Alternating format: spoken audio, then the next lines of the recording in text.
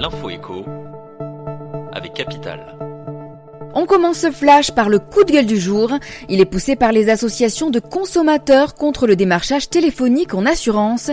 Dans un communiqué publié ce mardi, 5 associations, parmi lesquelles l'UFC Que Choisir et la CLCV, dénoncent l'explosion du nombre de litiges liés à des démarchages téléphoniques en assurance santé et prévoyance.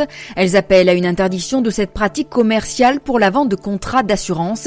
Dans l'attente de l'examen à l'Assemblée nationale de la proposition de loi qui porte sur l'encadrement des appels à visée commerciale. Il est prévu en janvier 2020. Les associations demandent l'adoption d'un avis du comité consultatif du secteur financier. Elles espèrent voir encadrer certaines pratiques trompeuses. On passe au chiffre du jour, 214 €, c'est ce qu'un Français paye en moyenne par an pour ses dépenses de santé.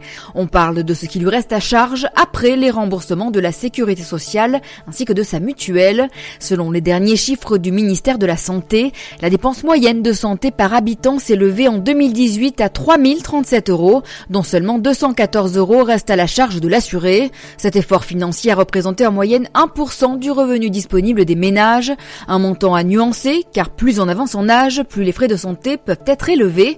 Médicaments, optiques, pour connaître la somme qui reste à votre charge selon le type de soins, rendez-vous sur notre site capital.fr.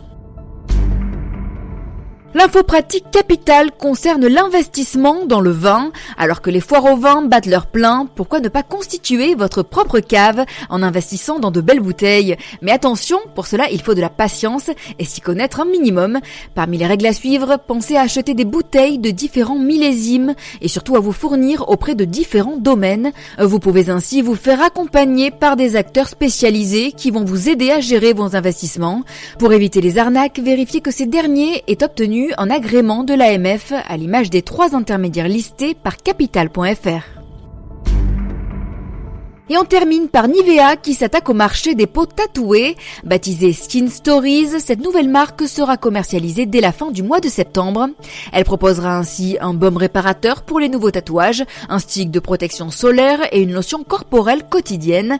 Le groupe allemand tient à créer une toute nouvelle marque face au phénomène sociologique qu'est devenu le tatouage et surtout chez les jeunes.